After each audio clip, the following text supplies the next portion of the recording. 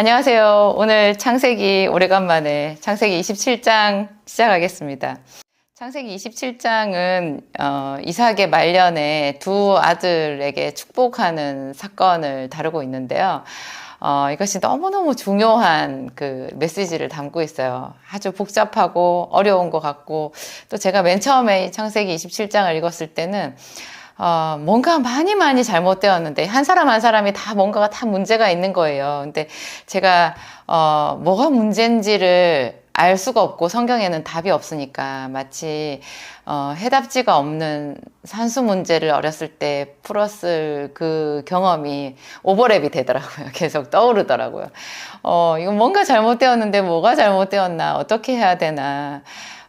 참 가르쳐주는 사람이 없어서 제가 답답했었고, 그렇지만 이런 해답이 없기 때문에 우리가 더 오래 묵상할 거리가 되는 거고요. 그 속에 심오한 하나님의 이야기를 알 수 있는 것 같아요. 오늘 제가 제 나름대로 창세기 27장을 요약을 해서 한마디로 만들어 봤는데요. 그게 믿음의 가정이잖아요. 이삭의 가정은 완전히 믿음의 가정. 지금으로 치면 교회 같다는 생각이 들더라고요. 이삭이 담임 목사님이고, 이삭의 두 아들은 차세대 담임 목사님, 이제, 그 교회를 이어받아서 새롭게 교회를 이끌고 나갈 그런 차세대 목사님들이고, 리브가는 뭐 그 교회 중직인 뭐 장로님이나 혹은 권사님, 힘 있는 권사님쯤으로 생각하면 되지 않을까. 그래서 이제 담임 목사님이 연로하셔가지고 이제 새로운 후계자를 세워야 되는데, 그런 과정에서 오는 어떤 갈등, 그런 걸로 이렇게, 우리가 빗대어서 생각해 볼 수 있는 건 것 같고요. 믿음의 가정에서 하나님의 축복을 오해해가지고 생겨난 갈등, 이런 제목이 어울릴 것 같아요. 분명히 믿음의 가정, 이 한 사람 한 사람이 다 하나님께 대한 나름의 믿음이 있어요. 그렇지만 그 한 사람 한 사람의 하나님께 대한 믿음이 다 어딘가 잘못된 부분이 있는 거예요. 심지어 육신의 사람인 에서도 하나님의 축복을 믿었어요. 하나님의 축복, 자기 아버지가 하나님의 축복을 자기에게 주잖아요. 그러면 그 말로 해주는 축복인데, 그 축복이 그대로 이루어진다라는 확신이 있었어요. 에서도 믿음의 사람인 거예요. 나름대로 그 부분에 있어서는. 육신의 사람이라고 해도. 저는 어떤 면에서는 에서가 요즘에 교회 다니는 꽤 그 믿음 좋다고 하는 사람들보다 그 부분에 있어서 믿음은 더 앞서는 게 아닌가. 정말 절대적으로 아버지가 자기에게 손을 얹고 해주는 축복의 효력을 믿었으니까요. 그것 때문에 자기가 동생을 미워하고 죽이기까지 할 만큼 그 축복의 효력을 믿었으니까요. 그러니까 참 대단한 것 같아요. 네, 가만히 보면 이삭은 이제 자기의 그 생애가 이제 하나님 안에서 끝났다라는 것을 알고, 이제 마지막 임종이 다가온다는 것을 알았을 때 자기 아들 중에 하나를 축복해 줘야 된다라는 것을 생각을 했는데요. 이삭이 중대한 실수를 하는 거예요. 이제 두 아들이 그 아내 리브가의 태중에 있었을 때 하나님이 주신 말씀이 있잖아요. 두 국민이 내 태중에 있구나. 이 족속이 저 족속보다 강하겠고 큰 자가 어린 자를 섬기리라. 이런 말씀을 주셨거든요. 하나님의 말씀은요, 그냥 쉽게 흘리면 안 돼요. 그 한 단어 한 단어에 깊은 뜻이 있어요. 사람의 말이 아니에요. 이게 실언이 아니에요. 그래서 큰 자가 어린 자를 섬기리라, 이 말을 반드시 마음에 새겼어야 되거든요. 그런데 우리도 이삭처럼 그 분명하게 하나님의 말씀을 알지만 살짝씩 그거를 제껴버릴 때가 있거든요. 슥 있잖아요. 하나님은 이걸 원하실 거야, 이렇게 생각하면서도 내 뜻이 있으면요, 모른 척하고 내 뜻대로 가버릴 때가 있어요. 여기서 이삭이 그런 것 같아요. 큰 자가 어린 자를 섬기리라 했으니까 지금 아마도 둘째인 야곱에게 축복을 해줘야 되는 그런 상황인 심증이 가거든요. 그러면 이삭이 그 부분에 대해서 하나님께 진지하게 질문을 했어야 되는 거예요. 그래서 하나님께 답을 얻었어야 되는 거예요. 그런데 이삭은 그렇게 하지 않고 슬쩍 자기 뜻대로 했어요. 그래서 에서를 부른 거죠. 네가 사냥한 고기로 별미를 만들어 와라. 그러면 내가 너를 축복해 주겠다. 이렇게 한 거예요. 이삭의 집은 지금 굉장히 그 부잣집이에요.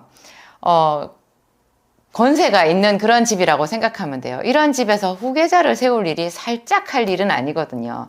분명히 이거는 크게 잔치를 벌여야 되고 많은 사람에게 축복 가운데서 이 의식을 행해야 되는 그런 일인데요. 이삭이 어딘지 자기가 하는 일이 좀 떳떳하지 못하다라는 그런 생각을 했던 것 같아요. 그래서 아내인 리브가와 또 차자인 야곱에게 말도 하지 않고 조용히 에서한테 살짝 얘기한 거예요. 그거를 또 리브가가 듣잖아요. 듣고는 이 리브가도 자기 남편인 이삭이 해주는 축복의 효력에 대해서 절대적으로 믿었어요. 믿었어요. 그 믿음은 대단한 건데요. 이 믿음을 가지고 이상하게 자기 방식으로 사건을 풀어간 거예요.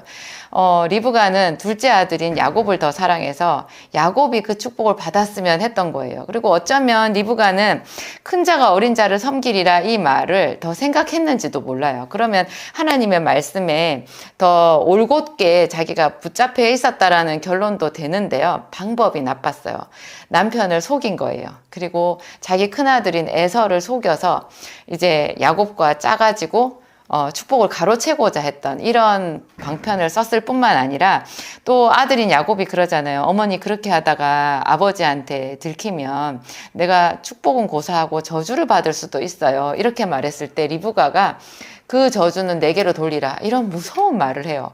그래서일까요? 리브가는 여기 창세기 27장 그리고 28장의 그 짧게 한 부분 자기 아들 야곱을 이제 자기의 그 집이 자기 친정집이 되는 그 오빠 라반의 집으로 피신시키잖아요. 그때 나오는 부분 이외에는요. 리브가는 자취를 감춰버려요. 성경에 나오지를 않아요. 그래서 제가 제 나름 마음이 많이 쓰이더라고요. 리브가가 네가 받을 저주는 다 내게로 돌려라.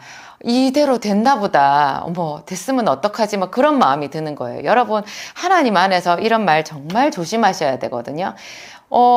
네가 받을 저주는 내게로 돌려라. 이게 어머니의 사랑인가요? 아니에요. 무지한 거예요. 하여튼 리브가가 그랬어요. 그래가지고 야곱과 짜고 야곱이 이제 형인 척하고 들어가서 아버지를 속이고 축복의 기도를 받잖아요. 이삭이 네가 정말 에서가 맞냐 재차 묻는 그 장면에서 저 가슴이 서늘하더라고요. 그런데도 야곱이 적극적으로 자기 아버지를 속이고 그 축복을 받잖아요. 근데 그 다음에 이제 에서가 이 모든 걸 하나도 알지 못하는 에서가 이제 아버지의 명대로 이제 사냥한 고기를 요리를 만들어서 갖고 왔을 때 이제 그 장면에서 또 문제가 되는 거예요. 이삭이 깜짝 놀라면서 방금 네 축복을 대신 받아간 자가 있는데 걔가 누구냐? 네 동생 야곱이 네 축복을 다 가로채 갔다. 어떡하냐? 내가 그에게 축복을 다 해줘 버렸으니 에서 너에게는 줄 것이 없다. 뭐 이렇게 하면서 에서의 분노를 더 부추긴 거예요. 이삭은 하나님을 잘 몰랐던 거예요. 여러분, 어떻게 야곱에게 모든 것을 다 줄 수 있겠어요? 하나님이 그런 하나님이시겠어요? 여러분, 물질의 부요를 따져도요, 어떻게 형이 동생의 걸 다 가져갈 수가 있어요? 하나님은요, 모든 사람에게 믿지 않는 자라고 할지라도 일반 은총을 다 가지고 계세요. 그 사람이 이 땅에서 성실하게 살고 뭔가 열심히 하고 하면 주시는 복이 다 있어요. 있어요. 그 왜 에서에게 줄 복이 없겠어요? 이것은 이삭이 하나님에 대해서 좁게 생각한 거예요. 자기의 시각으로 좁게 생각한 거죠. 그래서 자기가 기도를 해가지고 다 너를 네 동생 야곱에게 종으로 다 줘버리지 않았냐. 그 형제를 다 그에게 종으로 줘버려서 너에겐 줄 것이 없다. 그에게 야곱에게 포도주도 주고 뭐 이 땅에 기름진 거 뭐 이 땅에 권세 다 줘버려서 너에게 줄 것이 없다. 이렇게 말한 거요. 이거 이삭이 크게 오해를 한 거예요. 그래가지고 에서가 더 자기 동생 야곱을 미워하고 죽일 마음을 먹기까지 그렇게 분노의 골이 깊어진 거였죠. 차라리 에서가 하나님에 대해서 더 정확하게 알은 것일 수도 있어요. 에서가 아버지에게 눈물을 흘리면서 아버지 저에게도 축복해 주소서, 저에게도 축복해 주소서, 왜 저에게 줄 것이 없나이까 이렇게 말하거든요. 이 에서의 말이 오히려 차라리 더 맞는 거예요. 나중에 여러분 결론을 보세요. 에서가 기름진 축복을 받아요. 에돔 족속의 조상이고요. 세일산을 기업으로 받아서 나중에 야곱의 후손들이 이제 뭐 여호수아가 이끄는 그 이제 큰 민족이 돼가지고 가나안 땅으로 돌아올 때요. 에돔 족속은 시종 일관 거의 이스라엘보다 더 크고 아주 그 번창하는 그런 민족이 되거든요. 그러니까 이 이삭의 말은 이삭의 편견이었던 거예요. 하여튼 그런 게 있고요. 리브가도 하여튼 너무 안타깝죠. 그래서 하나님의 책에서 리브가의 이름이 요 순간 사건을 빼고는 이제 사라져 버리고요. 야곱은 또 많은 목사님들이나 또 성경 이야기에서 야곱이 뭐 형을 속이고 아버지를 속였다, 그것을 너무 강조해서 사기꾼이다 이렇게 말하는데요. 야곱은 신령한 복을 사모한 거예요. 신령한 복을. 그 하나님께로부터 내려오는 신령한 복을 얼마나 사모했던지 자기 아버지의 그 많은 재산 다 형에게 다 주고도 하나도 아까워하지 않았어요. 여러분, 우리 중에 이만한 믿음을 가진 사람을 혹시 보셨어요? 우리 주변에? 뭐 재산 다툼 이런 거 있는 집 심심찮게 보잖아요. 큰 재산 아니라도. 그거 누가 좀 가져가 보세요. 이거 누가 쉽게 그 분노에서 벗어나지를 못하더라고요. 그 형이 다 가져갔는데 동생이 정말 하나님 앞에, 하나님 저에게 복을 주세요. 형이 가져갔는데 제가 가져올 수가 없어요. 하나님 저는 아무것도 없어요 하면서 거기서 축복을 구하면 10년, 20년 지나보세요. 그 사람 형보다 훨씬 더 잘 살아요. 하나님은 그런 하나님이시거든요. 야곱은 하여튼 이 사람이 그래서 믿음의 사람인 거고요. 우리의 얕은 눈으로 보면 야곱을 사기꾼이라고 할 수 있지만 하나님은 야곱을 책망하지 않으세요. 어떻게 알 수 있어요? 바로 요 시기가 지나서 야곱이 이제 28장에서 외삼촌 라반의 집으로 먼 길을 떠나잖아요. 하란까지. 그때 가는 중간에 베델이라는 곳에서 돌베개를 하고 잠을 자다가 꿈에 하나님을 만나잖아요. 하나님이 야곱을 찾아오셨어요. 그때 하나님이 하시는 말씀을 보세요. 야곱을 정말 사랑하고 축복해 주시지 야곱을 책망하지 않으세요.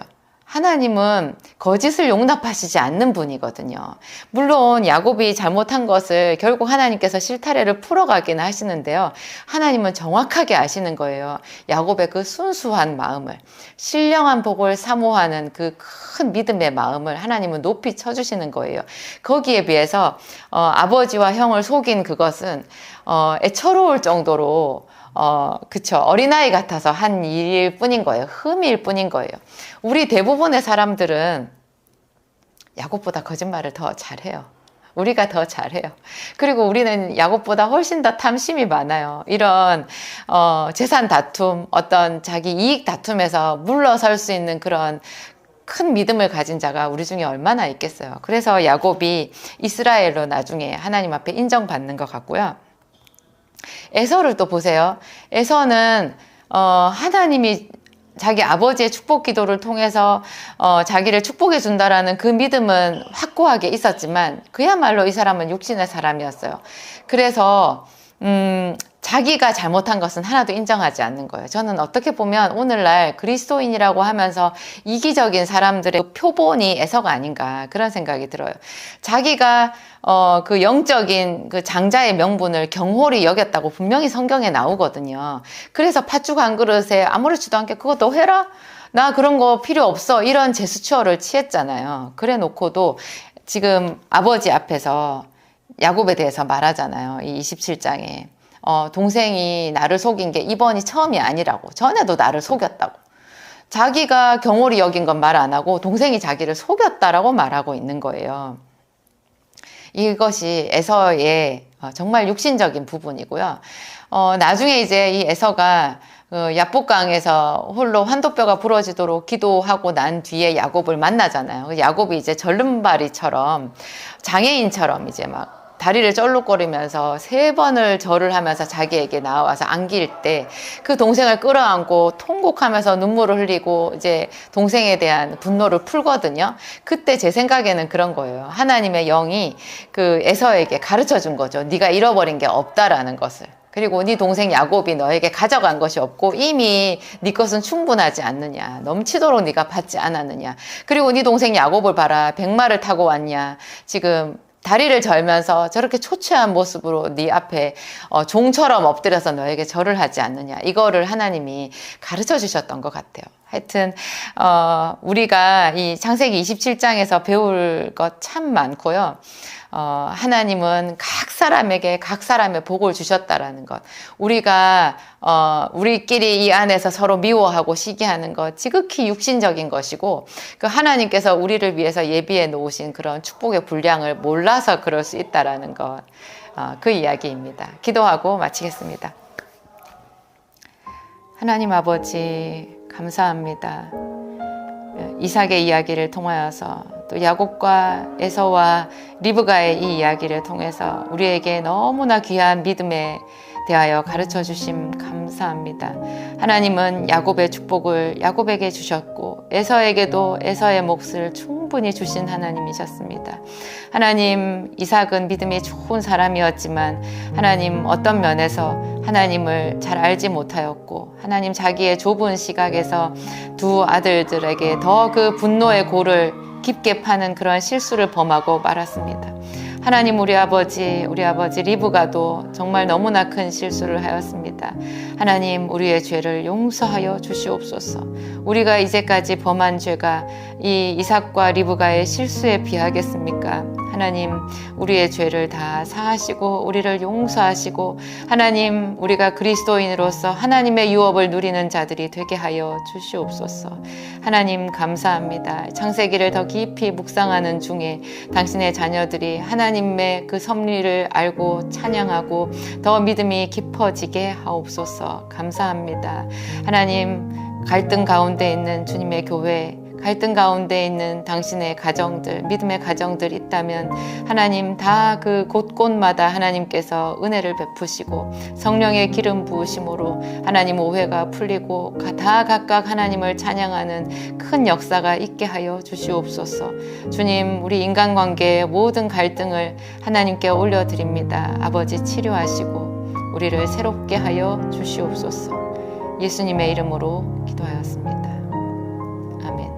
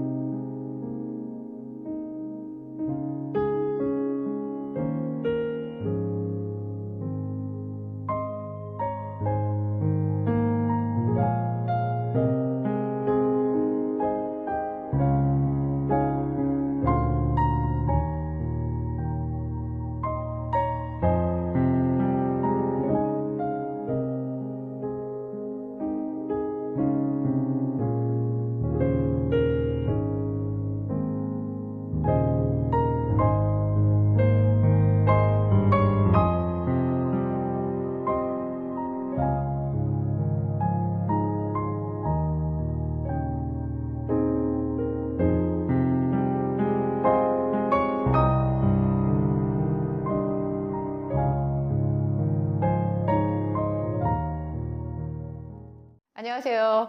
오늘 창세기 교실입니다. 28장, 비교적 오랜만에 또 제가 창세기 이야기를 하는데요. 그 사이에 기도학교 책이 나왔고, 또 중앙대학교에서 제 약학 명예박사 학위 수여식이 있었고요. 또 계속해서 새로운 제품이 나오고 제가 좀 분주했던 것 같아요. 그렇지만 우리들의 창세기 교실은 계속 이어진다.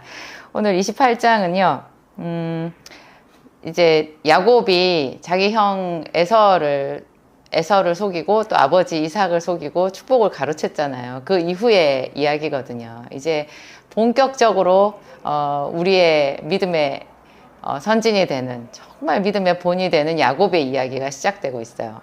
여기서 이제 야곱과 에서가 한 지붕 밑에 사는 것이 불안하잖아요. 언제 에서가 야곱을 죽일지 알 수 없고, 그러니까 이제 아버지 이삭과 리브가, 어머니 리브가가 이제 나름 합의를 한 거예요. 그래서 아들 야곱을 이제 외삼촌 라반의 집으로 보내기로 하죠. 명분은 이래요. 이제 네 형 에서가 이곳에서 가나안 딸들을 아내로 삼으니까 우리가 너무 괴롭다. 너는 여기서 아내를 삼지 말고 네 외삼촌 라반의 딸들 중에서 하나를 아내로 삼아가지고 와라 하면서 보내는데요. 좀 모양이 이상해요. 바로 요 앞번에 아브라함이 며느리 리브가를 얻기 위해서, 하나뿐인 독자 이삭의 아내인 며느리 리브가를 얻기 위해서 그때 종을 보냈을 때는 약대 10필에다가, 낙타 10필에다가 온갖 보물을 실어가지고 그렇게 예물로 보냈잖아요. 근데 이번에는 자기 아들을 지금 보내면서, 야곱을 보내면서 아무것도 안 주고요. 그냥 달랑 몸만 보내요. 네가 가서 신부감 취해와라. 그러니까 좀 많이 이상한 거예요, 이런 게. 그러니까 그 당시에 이 야곱의 집안이 분위기가 험악했다라는 것을 알 수 있고요. 형 에서의 눈치를 많이 보는 그런 분위기였다라는 것을 우리가 알 수 있어요. 그래서 겉으로 보면은 아주 합당하게 야곱을 외삼촌 라반의 집에 가서 아내를 얻어오게 하는 것이었지만, 사실 이런 모든 모양을 보았을 때 그냥 야곱을 피신시키는 거라는 걸 우리가 직감할 수 있어요. 보내면서 이삭이 야곱에게 축복을 해주거든요. 3절부터 보면 전능하신 하나님이 너에게 복을 주어 너로 생육하고 번성하게 하사 너로 여러 족속을 이루게 하시고 아브라함에게 허락하신 복을 내게 주시되 너와 함께 내 자손에게 주사 너로 하나님이 아브라함에게 주신 땅 곧 너의 우거하는 땅을 유업으로 받게 하시기를 원하노라. 한마디로 하면요, 네 할아버지 그리고 할아버지로부터 지금 나에게 내려온 그 유업의 상속자가 네가 되기를 원하노라, 이렇게 말하는 거예요. 지금 뭐 땅문서를 준다거나 눈에 보이는 어떤 보물을 약대에 실어준다거나 그런 건 하나도 없지만 모든 것은 하나님의 약속의 말씀에 근거를 둔 그런 축복인 거예요. 이거를 받고 야곱은 뭐 뭘 주네 안 주네 어떤 말도 하지 않고 그냥 그 말대로 해서 길을 떠나요. 이거를 옆에서 이제 지켜본, 모든 것을 다 안 에서가 하는 행동이 참 기이하죠. 그러니까 이런 부분에 있어서 믿음의 사람과 그 믿음의 사람을 옆에서 바라보는 그 세상에 속한 사람, 겉으로 보면은 믿음의 사람인 것 같잖아요. 에서도 분명히 이 믿음의 가정의 자손이니까요. 제가 요 앞번에도 말씀드렸지만 에서는 오늘날 이 시대에 교회 다니는 일반적인 그 평신도를 이야기한다라고 할 수 있어요. 뭐 엄마 아버지가 뭐 장로님 권사님이고 또 아니면 목회자 자녀일 수도 있고요. 심지어 분명히 교회에서 태어났고 교회 안에서 쭉 생활을 하고 있지만 그 생각은 영적인 것보다는 이 세상 것에 많이 가 있는, 영적인 냄새가 좀 나지 않는 그런 사람들 있잖아요. 그런 교인을 예표하는 모양이라고 보면 정말 서글프게도 딱 맞아요, 이 사람이. 자기가 보니까 어디서 하나님이 복을 주신다는 소리는 분명히 아는 거예요. 그런데 그 복을 제대로 영적인 시각에서 보이지 않는 하나님의 포커스가 맞춰져 있는 것이 아니라 지극히 자기의 육신적인 시각에 맞춰져 있는 거예요. 그래서 정말 하나님에 대해서는 전혀 관심이 없으면서도 그 하나님이 주신다라는 복, 자기가 봤을 때 이 세상에 좋아 보이는 명성이나 재산이나 그런 거 있잖아요. 그런 어떤 자기 육신의 소욕을 만족시킬 수 있는 그런 것에는 아주 촉각이 곤두서 있는 거예요. 자기 아버지가 지금 야곱을 외삼촌 라반의 집으로 보내면서 이렇게 할아버지로부터 내려온 그 언약의 축복을 동생한테 해주는 거를 들으니까 불안한 거죠. 굉장히 불안한 거죠. 실질적으로는 지금 자기가 다 차지하고 있고 집안의 모든 분위기를 다 자기한테로 집중시켜서 자기가 지금 좌지우지하고 있잖아요. 그러니까 야곱을 외삼촌 라반의 집으로 세상에 며느리감을 얻어오라고 하면서도 아무것도 안 주고 지금 그냥 보내잖아요. 그러면서도 에서는 자기 몫은 자기가 다 취하고 싶은 거예요. 그래가지고 모양을 내고 싶은 거죠, 한마디로. 그래가지고 에서가 하는 행동이요, 지금 자기가 아내를 둘이나 데리고 있는데 다 가나안 그 지역의 딸들, 뭐 예쁜 여자들이었겠죠. 그리고 그 지역에 아마 유지의 딸들이었을 거예요. 그 세상적으로 봤을 때 정말 아름답고 그 지역의 어떤 그 기반을 다 갖추고 있는 그런 유지의 딸들을 다 자기 아내로 둘이나 삼고 있었지만 어머니 아버지가 기뻐하지 못한다. 하나님도 뭔가 이건 아니다 이렇게 보는 것 같으니까 자기 편에서 자기가 할 수 있는 어떤 방편을 취하는데요. 그것이 이스마엘의 딸을 취하는 거였어요. 이스마엘의 딸, 이스마엘 그 집안에. 이스마엘도 결국 할아버지 아브라함의 아들이잖아요. 그러니까 흉내를 낸 거죠, 자기가. 그래가지고 그 딸을 취해서 아내를 또 세 번째 아내를 또 드렸네요.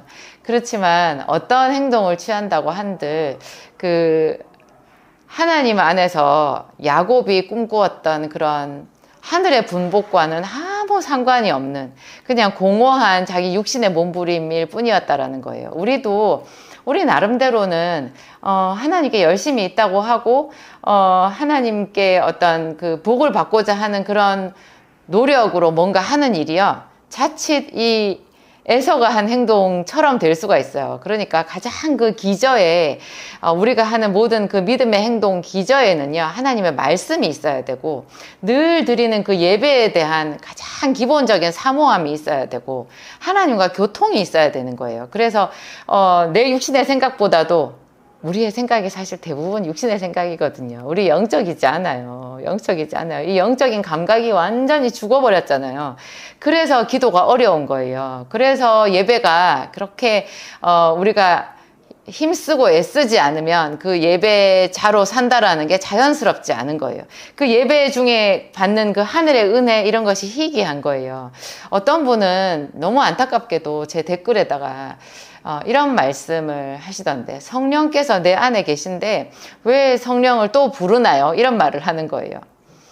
저는 거기다가 답글을 달 마음조차도 안 생기더라고요. 엄두가 안 난다고 해야 되나요? 도대체 이분은 정말로 이 부분이 궁금해서 물어보는 것일까? 아니면 약간 이단에 속해가지고 나를 흔들어 보려고 이런 말을 하는 것일까? 그래서 글쎄요. 지금 우리 속에 성령이 내주하시는데 우리 모양이 왜 이래요? 저는 제가 안디옥 교회를 남편이랑 세워가지고 열심히 전도하고 어떻게든지 그 교회를 세워보려고 이렇게 몸부림치면서 애쓰면서 의문을 가진 게 있었어요. 그 전에 우리가 교회를 세우려고 하기 전까지는 정말 실질적으로 그 개척교회라는 그 발판에 발을 들여다 놓기 전에는 저희 둘이 다 하나님께 큰 은혜를 받은 사람이었거든요. 우리는 하나님의 앞에 우리 삶을 드리기로 했고 하나님께서 주신 계시의 말씀도 정말 많았고 특별한 성령 체험도 뜨겁게 많이 했어요. 그러면 되지 않나요? 그러면은 우리가 교회를 개척할 만하지 않나. 그러니까 우리가 이 세상적으로 보면은 지극히 가난하고 보잘것없지만 영적인 세계에 있어서는 우리가 부자 아닌가 이렇게 생각했어요. 그런데 교회를 막상 개척해가지고 보니 누가 우리 교회에 와서 전도되어가지고 우리 교인이 되어주나요? 사람들이 기존 교회를 다니는 분들이 더 저희를 멸시하더라고요. 큰 교회 다니시는 분들한테 제가 멸시를 제일 많이 받은 것 같아요. 그분들은 그 큰 교회가 자기의 어떤 신분이라고 생각하시는 것 같았어요. 그래서 제가 그분들 앞에 많이 속상하고 화가 나기도 했지만 이내 제가 그걸 받아들였어요. 그냥 받아들였어요. 그분들이 우리를 멸시하는 거 내가 그냥 받아들이자. 그래, 내가 영적으로 부자가 아닌 거야. 지금 내 이 똑같은 환경에 예를 들어서 성경에 나오는 사도 베드로나 바울이 지금 와서 안디옥 교회를 세운다고 하면 금방 부흥하지 않겠어? 나하고 우리 목사님이 아직까지 영적인 분량이 차지 않았고 우리 개인적으로 신앙생활 하기에는 괜찮은지 몰라도 다른 사람들에게 예수의 이름을 증거하고 그 사람들에게 어떤 축복의 통로가 되기에는 역부족인 거지. 지금 내 형편이, 내 물질적인 형편이나 눈에 보이는 이 작은 교회, 보잘것없는 이 성전 이 자체가 그냥 그대로 나의 영적인 형편인 거지 하고 받아들였거든요. 우리 그렇게 영적이지 않아요. 그래서 최선을 다해서 더 하나님을 사모해야 되고, 그렇죠. 내가 뭐 목회를 몇 년 했니? 또 내가 뭐 주의 종의 직분을 받았느냐? 또 어떤 계시의 말씀을 받았느냐? 뭐 10일이나 뭐 40일 금식을 했느냐? 이런 건 별로 중요하지 않은 것 같아요. 그냥 정말 정직하게 가장 내가 더 가난한 심령으로 하나님 앞에 가야지. 그래야 조금이라도 더 발전하지 않겠어요? 그래서 믿음은 죽을 때까지 성장한다라는 말이 맞는 것 같고요. 지금 저도 갈 길이 멀어요. 저도 갈 길이 멀고 제 기도학교 또 여러 가지로 저를 호응해 주시는 분들, 뭐 저를 칭찬해 주시는 분들 많지만 제가 하나님 앞에서 항상 부끄럽다는 생각을 하고 있어요. 제 마음속에도 언제나 죄와 싸우는 그런 부분이 있고요. 저에게도 분노가 이만큼 올라올 때도 있고 그렇거든요. 하여튼 이 에서가 했던 이런 육신의 선택 같은 것을 우리도 얼마든지 할 수 있다라는 거를 겸허하게 받아들이면서 이 성경을 읽어봐야지 내가 성경을 읽으면서 더 영적으로 성장할 수 있을 것 같아요. 이 성경에 나오는 악인이나 게으른 자나 뭐 어리석은 자나 그런 사람들 있잖아요. 그런 사람들이 멀리 있다고 생각하지 않고 그 사람이 바로 나라고 생각해야지 내가 더 많이 영적으로 성장하는 것 아니겠어요? 내 안에 있는 어떤 에서의 소욕 이런 거를 구별해서 내가 하나씩 극복하리라 그런 의지를 가지고 이 성경을 보는 것이 맞다는 생각이 들고요. 제가 좀 멀리 왔는데 그 뒤에 이제 정말 우리의 믿음의 주인공, 우리가 본받아야 되는 믿음의 그 주인공 야곱이 이제 나오잖아요. 야곱이 어머니 아버지의 말씀대로 이제 외삼촌 라반의 집까지 가는데 그 길이 정말 멀어요. 지금 야곱의 집은 브엘세바라고 나오거든요. 브엘세바는 나중에 이스라엘을 봤을 때요. 이스라엘 최남단이에요. 최남단. 우리 대한민국을 얘기할 때는 백두산에서부터 한라까지, 백두에서 한라까지라고 얘기하죠. 백두가 제일 꼭대기, 한라가 최남단이라는 그런 상징을 갖고 있잖아요. 이스라엘을 얘기할 때는요, 단에서부터 브엘세바까지예요. 단이 최북단이고 브엘세바가 최남단인데요. 물론 나중에 이스라엘이 건국되고 난 뒤에, 지금 여기는 이스라엘이 아직 건국되기는 훨씬 전이지만 그래도 그 지명은 그대로 있으니까 브엘세바가 최남단이고요. 하란은 이스라엘 최북단인 단보다도 훨씬 더 위로 올라가는 거예요. 훨씬 더 위로. 바단 아람, 하란이라고 하거든요. 그 얼마나 먼 길이었겠어요. 무슨 말을 타고 가는 것도 아니고. 하여튼 이 야곱이 생전 처음으로 누구 뭐 길을 안내해주는 이정표 하나도 없이 함께 해주는 종 하나도 없이 혈혈단신 홀몸으로 그 길을 걸어가는데 가다가 몇 번이나 밤을 만났지 않았겠어요. 근데 이제 맨 처음에 밤이었을 것 같아요. 어떤 한 곳에 이르러서 해가 졌다. 그러니까 제일 처음 밤이지 않았을까 제 생각엔 그래요. 그곳에서 당황스러웠을 거예요. 어디 묵을 데도 없고. 야곱은 그래도 부자 아버지 밑에 황태자 같은 아들 아니었겠어요? 그래도 자기를 낮춰서 열심히 집안일을 돕고 일을 한 그런 흔적은 보이지만 하여튼 이렇게 집 안에 장막 안에 거하던 사람인데 이 사람이 그 어딘지 모르게 먼 길을 가다가 하늘을 지붕 삼아 그죠? 돌을 베개 삼아 지금 누워서 잔다라는 것, 그 들짐승이 막 있는 그 들판에 혼자 자야 된다는 것 많이 무서웠을 거예요. 근데 이때 이제 야곱이 거기서 잠을 자는데 어떻게 깜빡 잠이 들었겠죠. 너무 지쳐서. 그랬더니 이런 야곱을 하나님이 찾아오신 거예요. 하나님은 참 그런 하나님이시더라고요. 여러분, 내가 혼자라고 생각했을 때 내가 정말 하나님을 쫓아서 살아왔지만 길을 잃었다고 생각했을 때 왜 나는 하는 것마다 잘 되지 않을까? 왜 나와 함께 해주는 사람이 아무도 없을까? 이런 생각이 들었을 때 그 순간에 영적인 시각에서 보면 하나님이 함께 하시는 거예요. 하나님이. 야곱이 이 꿈을 꾸고 난 뒤에 그날 밤에 찾아오신 하나님의 그 꿈을 꾸고 난 뒤에 깨서 하는 말이 제일 감격해서 하는 말이 그렇잖아요. 하나님이 이곳에 나와 함께 계셨다라고. 그렇게 말해요. 하나님이 이곳에 나와 함께 계셨다. 믿는 자들에게 가장 큰 기쁨은 함께 하시는 하나님 그거예요. 예수님의 이름이 임마누엘이잖아요. 임마누엘 훨씬 이전에 창세기, 성경에 제일 처음에 나오는 이 창세기 야곱의 때에도 하나님은 임마누엘이셨던 거예요. 그런데 그것이 더 현실적으로 우리 눈에 딱 성취되어서 나타난 분이 예수님이신데요. 우리는 얼마나 더 야곱보다 은혜를 많이 받은 자겠어요.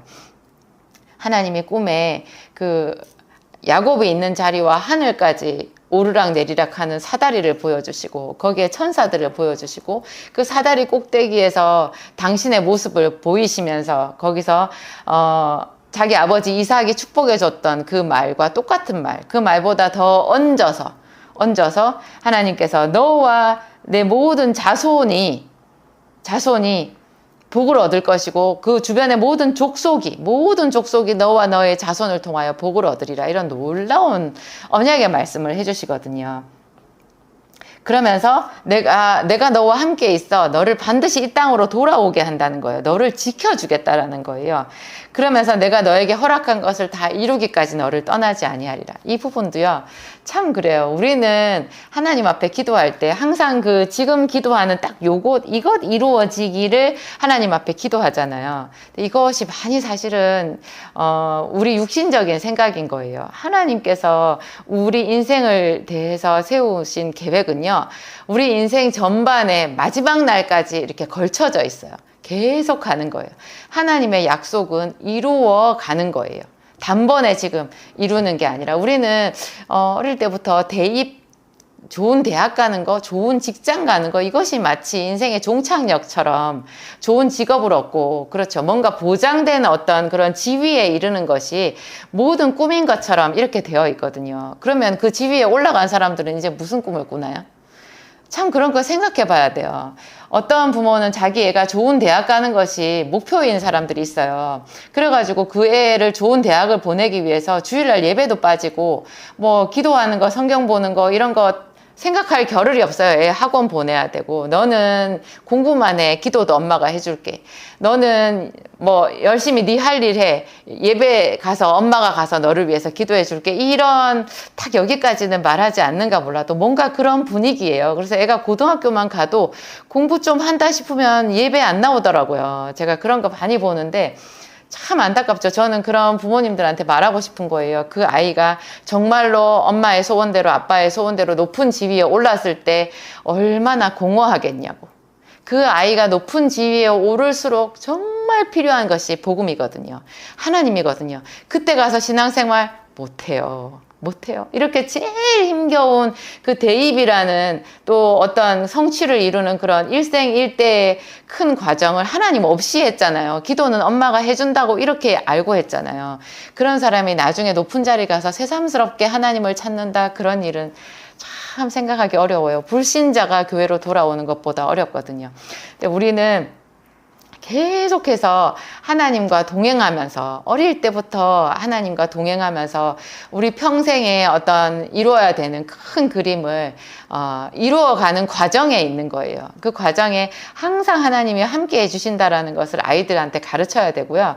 우리 자신한테도 그렇게 가르쳐야 되는 거예요. 하나님이 나와 함께 하시는 그것이 가장 큰 축복이라는 거.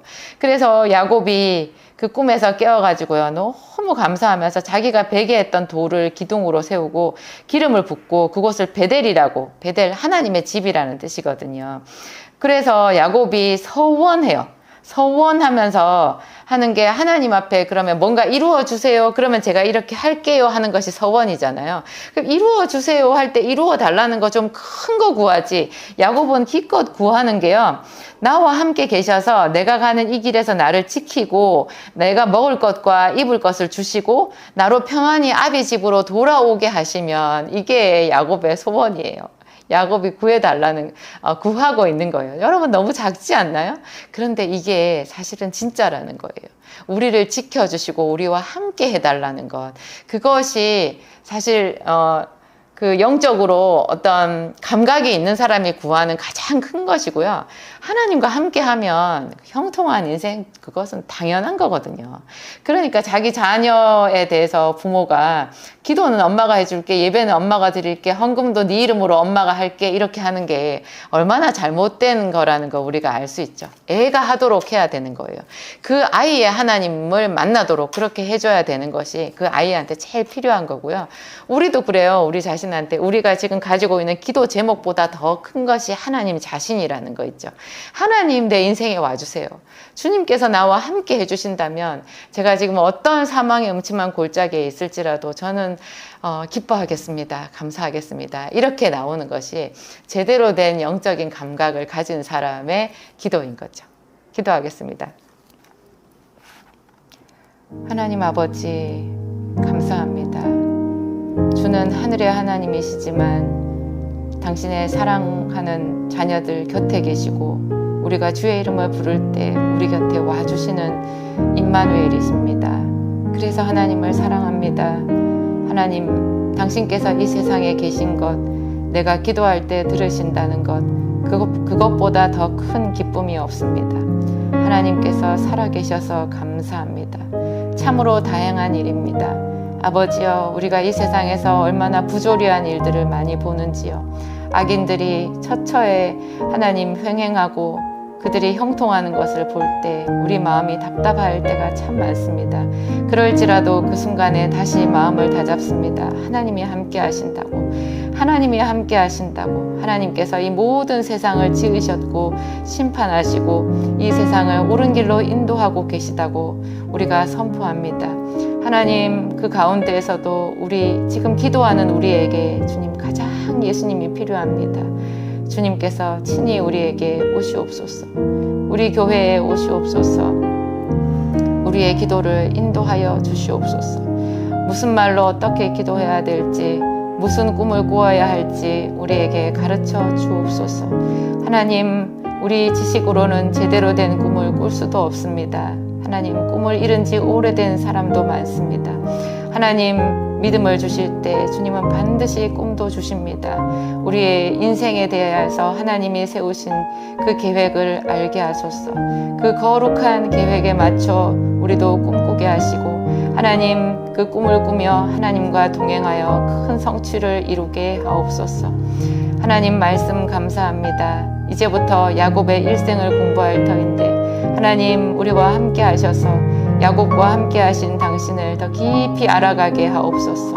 그 하나님을 찬양하겠습니다. 야곱이 경험한 그 은혜보다 더 큰 은혜를 주님께 구하고 바라보겠습니다.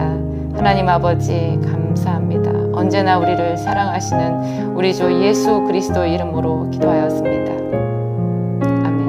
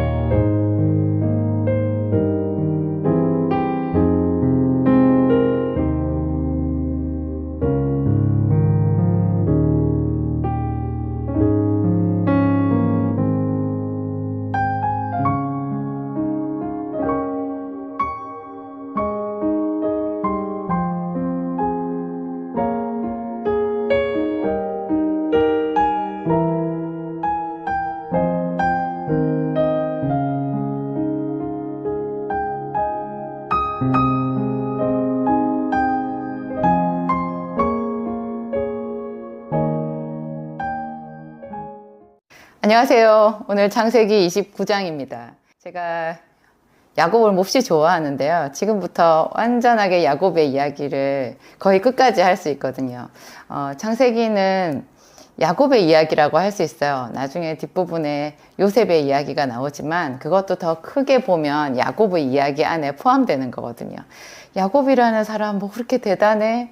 그 사람 형도 속이고, 뭐 실수도 하고 좀 바보 같은 사람 아니었어?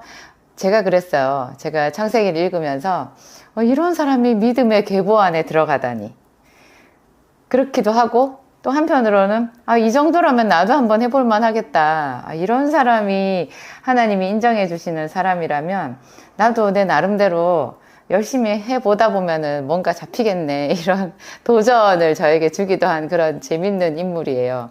하지만 성경을 읽으면 읽을수록 이 야곱이라는 사람, 우리가 범접하기 힘든 그런 믿음을 가지고 있는 사람이라는 거 알 수 있고요. 그렇죠. 그래서 더 하나님을 사모하게 되는 것 같아요. 있는 모습 그대로 우리를 받아서 그 사람을 계속 단련하셔서 그렇게 빛나는 믿음의 사람으로, 그렇죠. 이스라엘이라는 이름으로 이끌어 주시는 하나님이시잖아요.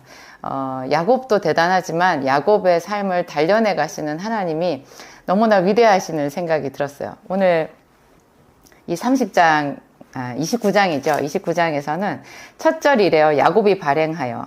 이제 28장에 보면 이제 야곱이 자기 집을 떠나서 이제 외삼촌 라반의 집으로 하란으로 이제 가는 그 노중에서 베델이라는 곳에 돌을 베게 하고 누워 잤다, 그 이야기가 나오잖아요. 거기서 이제 하나님이 꿈에 야곱을 만나 주셨는데요.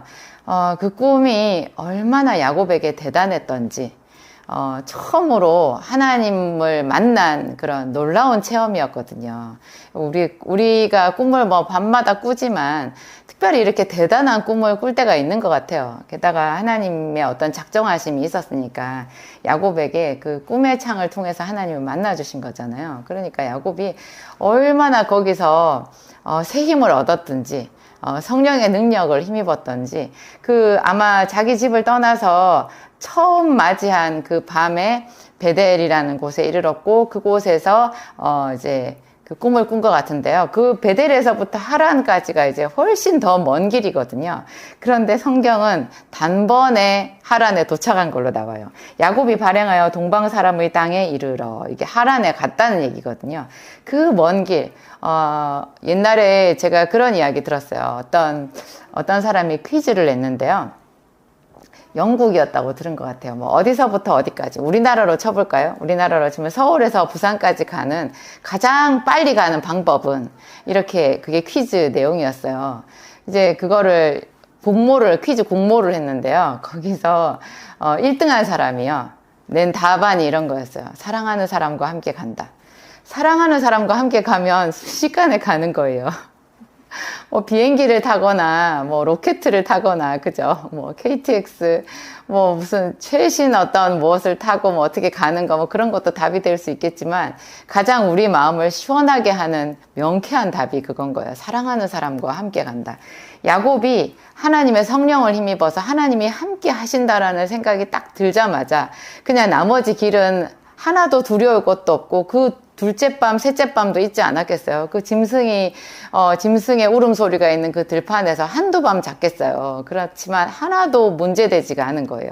그래서 성경도 단번에 야곱이 발행하여 동방 사람의 땅에 이르러 이렇게 얘기하고 있는 거예요. 이 짧은 구절에서 우리는 생각하죠. 나에게도 지금 하나님이 오신다면, 지금 내 마음을 한 번만 만져주신다면 하나도 문제될 것이 없겠구나. 지금 나에게 필요한 것은 당장 내 눈에 보이는 어떤 이 문제 해결이 초점이 아니고 하나님이 나와 함께 하신다라는 것을 내가 강렬하게 깨닫는 그것이구나. 내 눈이 어두워서 함께하는 하나님을 알지 못하는 이것이 가장 큰 문제구나. 이거를 발견하는 거예요. 그래서 이제 야곱이 하란에 이르렀는데 그곳에서 이제 우물가에 제일 먼저 도착한 거예요. 마을이 있기 전에 그 앞에 우물이 먼저 있었나 봐요. 그 우물에 갔더니 그 우물에서 이제 그 야곱이 목동들과 나누는 대화가 있거든요. 그 목동들이 이제 양들을 끌고 와가지고 거기서 이제 차근차근 양들을 끌어들여서 모이고 있는 중이었나 봐요. 그런데 이제 야곱이 거기서 그 사람들에게 길을 묻고 자기가 찾던 바로 외삼촌 라반의 집 그 동네까지 왔다라는 거를 확인한 다음에 바로 그 목동들한테 말해요. 지금은 아직 양을 모일 때가 아니다. 얼른 물을 먹이고 다시 가서 풀을 뜯겨라. 이렇게 얘기해요. 저는 이 구절에서 야곱이 정말 그 탁월한 목동이었구나. 목축업을 하는 그 기본 마인드가, 기본 그 직업적인 자세가 딱 갖춰져 있는 사람이구나. 지금 이 사람들은 자기랑 아무 상관도 없고, 야곱은 지금 자기의 어떤 급선무가 있잖아요. 자기가 외삼촌 라반의 집에 가서 하여튼 거기서 뭘 해야 될지 알 수는 없지만 어찌되었든 자기는 너무 긴 노중에 지쳐 있었을 거고 자기의 문제라는 것이 있잖아요. 그런데 야곱은 자기의 어떤 문제 또 자기가 형에게 있었던 그런 일들, 형과 자기 사이에 있었던 일들, 자기가 또 나름대로 억울하고 힘들고 그랬던 것도 있지 않았겠어요? 형이 자기가 장자의 명분을 경홀히 여겨놓고 다 내 탓이래 이렇게 말을 할 수도 있고 아버지는 나한테 외삼촌 집에 가서 색시감을 데려오라고 하면서 이렇게 돈을 한 푼도 안 줄 수 있어 이렇게 생각할 수도 있고 그런 거 저런 거 다 생각 안 해도 일단 너무나 지쳐 있었을 텐데요. 야곱은 그 목동들을 보고 그 사람들이 양을 먹이는 부분에 있어서 이런 거는 지금 이렇게 해야 된다. 그래야 양들을 더 잘 기를 수 있고 목축자로서 목동으로서 바르게 해야 되는 일이다라는 것을 탁 말해줄 수 있는 그런 사람이고요. 또 말만 하는 게 아니에요. 좀 이따가 이 우물로 야곱이 도착한 이 우물로 그 라헬이 이제 외삼촌 라반의 딸인 라헬이 양떼를 끌고 오잖아요. 그것을 보았을 때 야곱이 바로 있잖아요. 바로 즉시로 하는 것이 그 우물에서 양들이 물을 먹게끔 돌을 치워주는 일부터 하는 거예요. 그러니까 이 사람이 정말로 성실한 사람이라는 거 알 수 있죠. 자기 몸을 아끼지 않는 사람, 그리고 어떤 일의 경계가 특별히 없어요. 자기 일이 아니지만 내가 도울 수 있는 일은 그 즉시의 그 환경에서 몸을 아끼지 않고 다른 사람을 그때그때 도와주는 그런 솔선수범한 마음이 딱 있는 거죠. 이거를 보았을 때, 야곱이 부자가 될 수밖에 없는 그런 사람이구나. 그렇죠. 대부분의 사람들이요, 자기 상처밖에 관심이 없거든요. 자기 문제밖에 관심이 없어요. 그리고 그냥 범사에 이렇게, 우리 뼛속 깊이 이렇게 스며 들어와 있는 습성이 있는데요. 뭐 내가 그것까지 해줘. 저건 저 사람 일이지. 지가 알아서 하겠지. 이렇게 생각하는 거예요. 그게 나하고 무슨 상관이야. 심지어 어떤 사람은요, 다른 사람의 일 자체를 알아차리지도 못해요.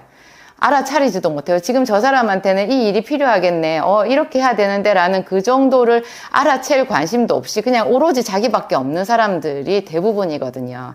근데 어떤 리더자가 되고 하나님께 더 많은 축복을 받는 그런 사람들. 하나님이 축복을 주실 때 어떤 사람에게 복을 주시겠어요? 부지런한 사람한테 복을 주시고요. 무엇보다 하나님은 이 세상을 창조하셨잖아요. 하나님은 가난한 자와 부한 자를 다 만드셨다고 그래요. 빈부가 섞여 살거니와 이런 말을 하거든요. 그들 모두를 지으신 이는 하나님이시라. 빈부가 섞여 살거니와 그들 모두를 지으신 분은 하나님이시니라. 그 하나님은 세상을 사랑하시거든요. 세상에 있는 사람들이 서로 연합해서 돕고 아름답게 살아가는 것을 흐뭇하게 바라보시는 그런 창조주 하나님이신 거예요. 그런 하나님이 부지런한 자들 중에서도 어떤 사람에게 더 복을 주시겠어요? 가난한 자를 돌아보고 다른 사람들에게 자기의 가진 것을 나눠주고 축복의 통로가 될 만한 사람들을 하나님은 더 눈여겨보시는 거예요. 그냥 단지 자기 하나 잘 먹고 잘 살기 위해서 부지런히 일하는 것, 그것도 하나님은 귀하게 보시더라고요. 그래서 근면한 남자는 재물을 얻어요.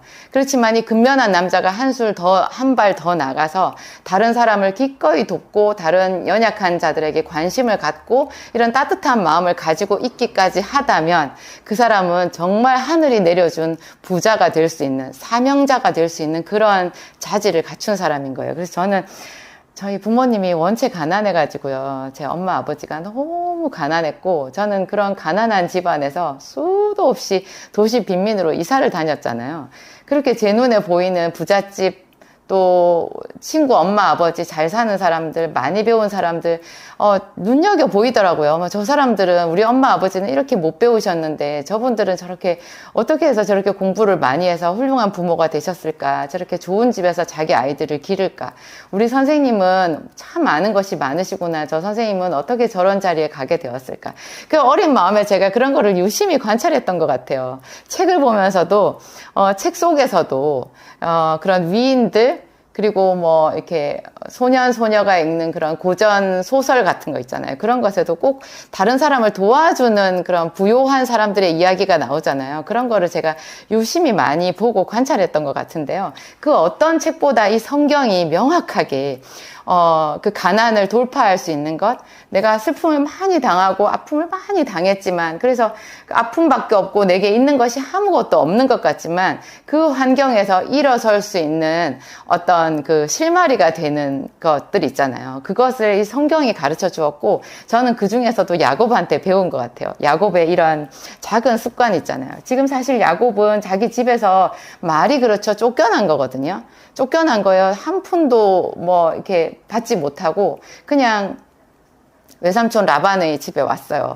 저는 외삼촌 라반이 야곱을 보고 처음에 많이 실망하지 않았을까, 그런 생각이 들었어요. 왜냐하면 이 훨씬 앞번에 이 외삼촌 라반이요, 자기 누이 동생 리브가를 이제 신부감으로 데려가기 위해서 그 아브라함이 종을 보냈었잖아요. 그때 약대 10필의 보물을 싣고 왔었거든요. 그리고 그냥 자기 리브가인지 알지 못하고 자기가 찾던 신부감인지 알지도 못했을 때도 그 종이 약대에 물을 먹이는 리브가한테 뭐 금가락지를 줬어요. 제법 무게가 많이 나가는 그런 금가락지를 주고 후하게 대접을 해줬거든요. 그러니까 우리가 봤을 때 외삼촌 라반은 굉장히 좀 야비할 정도로 돈에 집착하는 사람이잖아요.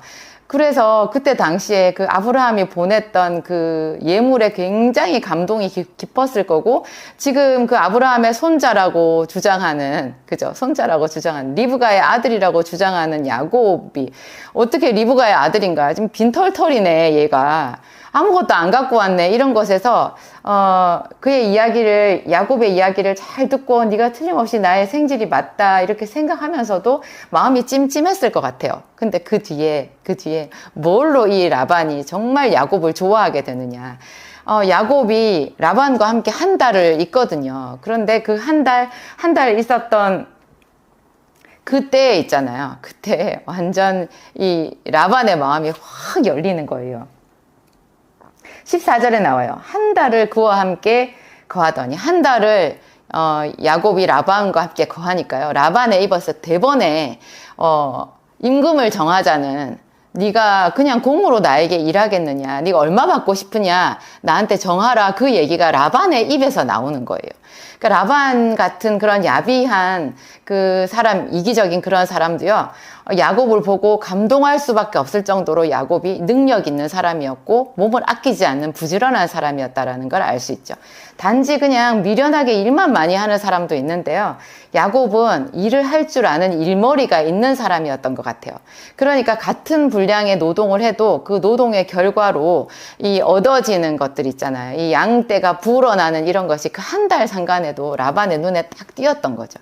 그래서 라반이 눈이 휘둥그레져 가지고 야곱을 잡기 위해서 네가 뭘 원하느냐, 내가 너를 공으로 부릴 수 있느냐, 내가 너한테 임금을 줄 테니까 나한테 일해라, 얼마 받고 싶냐, 이렇게 말한 거예요. 저는 너무너무 통쾌한 거예요, 이 부분이. 나중에 라반이 한 번 더 야곱에게 또 임금 제안을 하잖아요. 14년이 지난 다음에, 무려 14년이 지난 다음에 야곱이 외삼촌 라반한테 이제 나는 내 집으로 돌아가겠다, 나는 언제나 내 집을 세우리까, 그렇게 말했을 때 라반 쪽에서 야곱을 확 붙잡으면서 그때 또 임금 제안을 하거든요. 그러니까 우리가 부자가 되기 위해서는요, 하나님의 축복의 통로가 되기 위해서는 이런 마음을 가져야 되는 것 같아요. 대부분 교회에 나온 사람들, 예수의 이름을 부르는 사람들이요, 다 상처받은 사람들이에요. 상처받은 사람들. 그래서 예수님께서 이렇게 말씀하셨잖아요. 건강한 자에게는 의원이 쓸데없고 아픈 자에게라야 의원이 쓸데있느니라.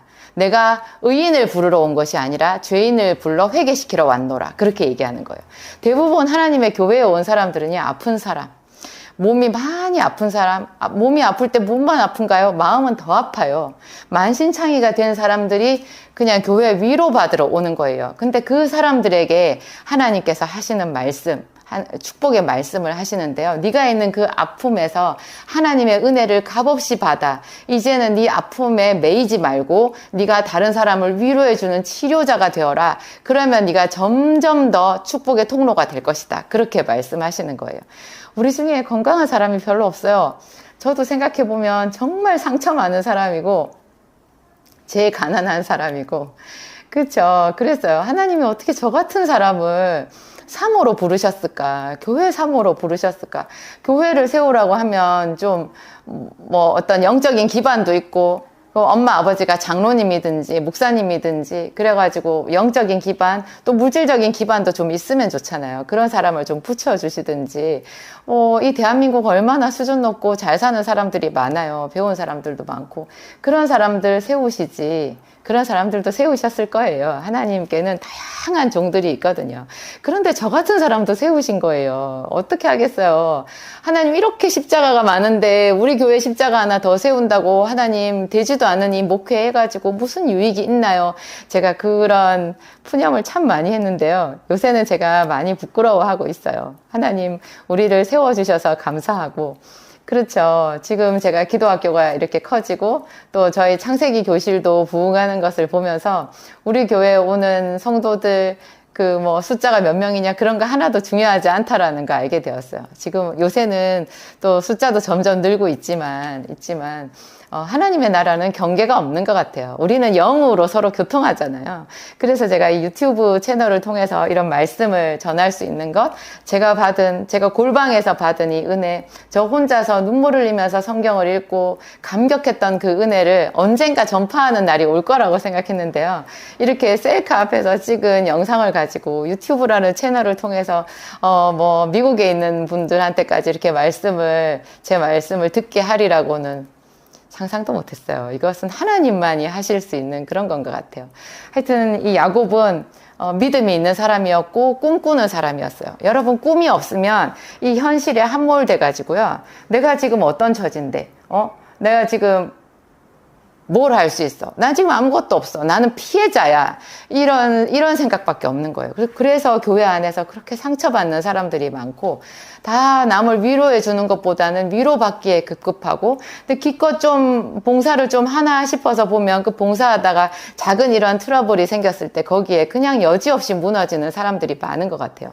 하지만 다 무너지진 않더라고요. 그 중에서 어떤 사람들이 그런 어려움 중에서도 털고 일어나고, 또 요즘에 공부하는 학생들, 대입뿐인가요? 그 다음에 그 이후에도 계속해서 진로 고민을 하면서 힘든 그런 여정을 통해가지고 그 여정 속에서 하나님을 배워가는 건 것 같아요. 지금 저희 아이들도 마찬가지고, 저희 교회 아이들, 또 제 아이들도 그렇고, 제가 그 아이들한테 응원의 메시지를 주고 싶은 거예요.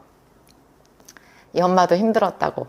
그렇지만 하나님이 정말 함께 해주셔서 지금 보지 않냐고, 엄마가 잘 살고 있는 거, 교회 사모인 내가 너희에게 본을 보이고 있는 거 좀 봤으면 좋겠다. 그래서 내가 잘났다고 자랑하는 것이 아니라 저의 그런 실패담, 저의 그런 엎치락뒤치락 했던 그런 것들 있잖아요. 저도 실패 많이 했거든요. 그렇지만 여기까지 하나님께서 인도해 주신 그 선한 손길을 사람들이 알았으면 좋겠고, 이 창세기 29장에서 야곱의 이런 모양을 통해서도요, 우리가 그것을 깨달아 알 수 있는 거예요. 그래서 하여튼 야곱은 라반에게 속아가지고 결혼을 2번을 하잖아요. 야곱은 라반이 임금 제의를 했을 때 뜻밖에도 굉장히 열정적인 사람이었던 것 같아요. 라헬을 사랑해서 사랑하는 여인을 위해서 7년을 봉사하겠다고 이렇게 말했거든요. 이쯤 되면 사실 좀 머리 좋은 사람들은 자기 아버지한테 기별을 넣지 않았을까요? 자기 엄마한테 기별을 넣지 않았을까요? 엄마, 내가 여기서 지금 정말 마음에 드는 외삼촌 라반의 둘째 딸 라헬이 있는데 엄마가 나한테 돈을 좀 보내줘봐요. 지참금이 있어야 내가 이 아내를 얻지. 이렇게 기별을 넣는 게 더 자연스럽지 않았을까요? 그런데 야곱은 굉장히 독립심이 강했던 것 같아요. 그냥 여기서 자기가 세상에 7개월도 아니고 7년을 봉사를 해서 자기 힘으로 그 지참금 훨씬 이상의 그 자기의 장인 어른이 될 외삼촌을 넉넉히 감동시킬 그런 일을 할 수 있다라고 했던 거예요. 이게 이런 마음이 있잖아요. 믿음 안에서 정말 그리스도인이라고 하는 청년들이 가져야 되는 꿈인 것 같아요. 행동인 것 같아요. 너무 그리스도인들이라고 하면서, 믿음이 있는 청년들이라고 하면서 너무 약해요, 사람들이. 그냥 교회 안에서만 자기 믿음을 말하는 것 같아요. 기도해 보겠습니다라는 말을 세상에서는 하지도 못하고 실제로 기도를 하지도 못하면서 그냥 교회에서 목사님이 말하거나 사모님이 말했을 때 왜 그렇게 기도해 보겠다라는 소리를 잘하는지 저는 생각해 보겠다라는 말로 바꿨으면 좋겠더라고요. 그 청년들이. 기도는 정말로 보이지 않는 곳에서 한결같이 뜨겁게 하는 거거든요. 그리고 이 세상에서 우리가 살 때는 이 세상에 있는 어떤 사람들보다 믿는 우리가 더 열심히 살아야 되거든요. 더 도전 정신이 있어야 되거든요. 그래야 되거든요.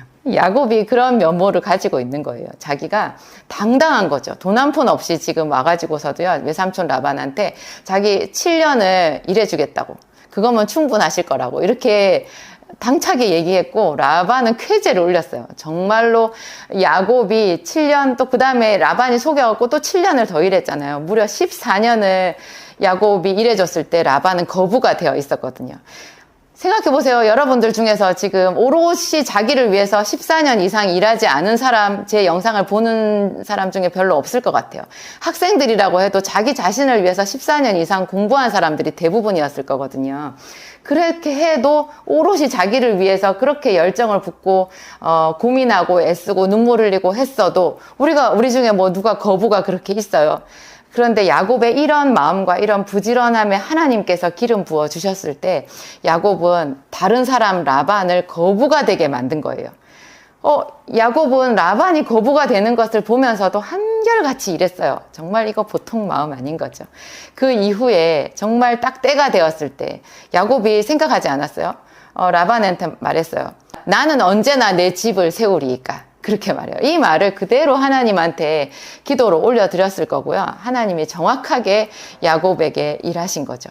야곱을 거부로 만드시는 데는요, 하나님께 6년밖에 걸리지 않았어요. 6년. 총 라반의 집에 있었을 시간이 20년이잖아요. 그 중에 14년은 무료 봉사를 했고, 그러면 6년 남는데요. 그 6년 동안 야곱은 거부가 될 수 있었어요. 이게 무슨 땅 투기를 해서 땅을 샀더니 그 땅값이 뭐 어느 날 뭐 정부 시책이 바뀌어가지고 개발 계획이 발표돼서 뭐 급등해가지고 부자가 되고 이런 거면 차라리 우리가 상상하기 쉬운데요. 지금 야곱은 목축을 하고 있거든요. 양이 새끼를 낳는 거예요. 새끼 낳는 기간 정해져 있고 양이 번식을 해봐야 그 정해져 있는 거 아니겠어요? 그런데 어떻게 했길래 세상에 6년 만에 거부가 될 수 있겠냐고요. 그 인근의 다른 모든 그 목축업을 하는 사람들은 다 똑같았을 거 아니에요. 똑같았을 거예요. 그런데 야곱의 일에만 하나님께서 그렇게 복을 주셨던 거죠. 그러니까 우리가 생각할 때 어떤 꿈을 가지고 일해야 되겠어요? 정말 내 고민, 내 속에서, 내 눈물 속에서 막 이렇게 두려워하고 떨고 이렇게 사는 그 라이프 스타일 좀 바꿔야 되는 거예요. 정말 다른 사람을 생각해야 되고, 스케일 크게, 믿음 크게, 축복의 통로 같이 이렇게 좀, 꿈을 크게 가지면서 현실적으로 매일매일 내 일상에 주어진 24시간이라는 시간을 금쪽같이 활용할 줄 아는 그런 마인드를 가진 사람이 진정한, 야곱의 후손이 될 수 있겠죠. 진정한 영적인 이스라엘이 될 수 있겠죠. 야곱이 결국 이스라엘이니까요. 우리가 믿음을 가진다면 우리가 영적인 이스라엘이 되는 거잖아요. 이 야곱의 믿음의 계보를 그 생활의 이런 습관 같은 것을 그대로 물려받은 사람이 제가 볼 때는 요셉이더라고요. 지금 야곱이 그 우물가에서 자기가 알지도 못하는 그 묵동들을 향해서 지금은 양에게 양을 모이게 할 때가 아니니 빨리 물을 먹이고 나가서 풀을 뜯기라 이렇게 말했던 것. 그 다음에 라헬이 오자마자 자기 신분을 밝히기도 전에 우물 뚜껑부터 열고 거기에 양들에게 물을 먹이고 이렇게 하는 것들 있잖아요. 이게 그대로 요셉에게 나타난 것이 나중에 요셉이 억울하게 감옥에 갇혔을 때 왕의 두 장관, 떡 굽는 장관, 떡 맡은 관원장, 술 맡은 관원장, 그 사람들이 같은 감옥에 갇혀 있었잖아요. 그 사람들의 얼굴을 살피고 그대들의 얼굴에 왜 근심이 있느냐, 무슨 일이 있느냐 이렇게 물어본 그 장면이랑 딱 일치되는 거예요. 요셉이 지금 자기 코가 석자잖아요. 감옥 안에서 다른 죄수의 얼굴을 살펴서 그 사람의 고민을 들어주는 그런 형편이 자기한테 되나요? 범사의 요셉은 그런 식이었고 그런 식으로 했기 때문에 요셉이 국무총리가 될 수 있었던 것 같아요. 그래서 지금 내 형편이 문제가 아니라 내가 하나님 앞에서 어떻게 신앙생활을 하고 있느냐, 어떤 마음으로 내 일상을 꾸려가고 있느냐, 내 직업 전선에서 나는 어떤 전문가, 어떤 직업인으로 살아가고 있는가, 어떤 엄마로 살아가고 있는가, 이런 것이, 우리의 내일과 모레와 우리의 앞날을 결정하는 그런 일인 것 같아요. 하나님 앞에서 눈물 흘리면서 기도하는 그것 절대로 놓치면 안 되는 거고요. 그 이상으로 그 눈물과 열정을 다른 사람을 위해서 쏟아 부을 줄 아는 그런 마음이 우리를 축복의 통로로 만들어주는 정말 비밀 병기인 것 같아요. 제가 이 뒷부분에, 레아와 라헬 이야기가 있는데요. 이것은 다음 시간에 여러분들에게 전해드리도록 하겠습니다. 기도하겠습니다. 하나님 아버지 감사합니다. 우리에게 야곱의 이야기를 주신 하나님, 우리가 오랫동안 잘 깨닫지 못하였습니다. 야곱이 얼마나 속 깊은 사람인지, 하나님 얼마나 그 믿음을 삶 속에 실천하는 사람이었는지 잘 알지 못하였습니다. 하나님, 오늘 우리가 이 말씀을 듣고 깊이 우리 삶에 적용하며 회개하오니 주님 새롭게 하여 주시옵소서.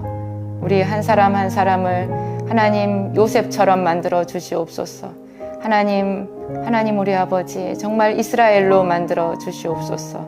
하나님 건강한 자에게는 의원이 쓸데없고 또 주는 의인을 부르러 오신 것이 아니라 죄인을 불러 회개시키러 왔다고 하셔서 감사합니다. 하나님 우리가 상처받은 사람들이고 하나님 우리가 다 죄인입니다. 그래서 우리에게 예수님이 필요합니다. 예수님 오시옵소서. 성령으로 우리에게 임하여 주시옵소서.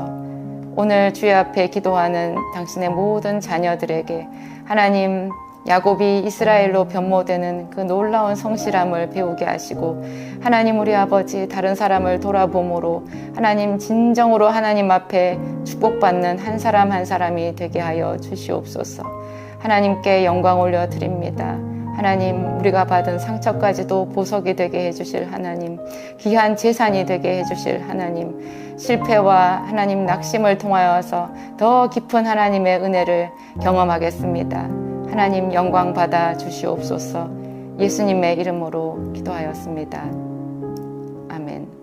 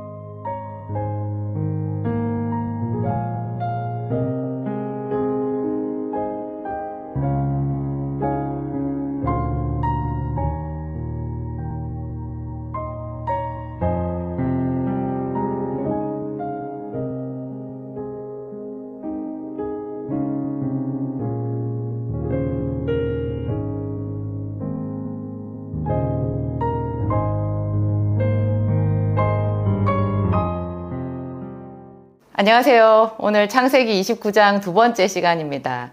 제가 한 번에 29장을 다 하고 넘어가기에는 좀 분량이 너무 많은 것도 있었고 29장 하반부에 아주 중요한 이야기가 나오거든요. 바로 야곱의 두 아내 라헬과 레아 이야기예요.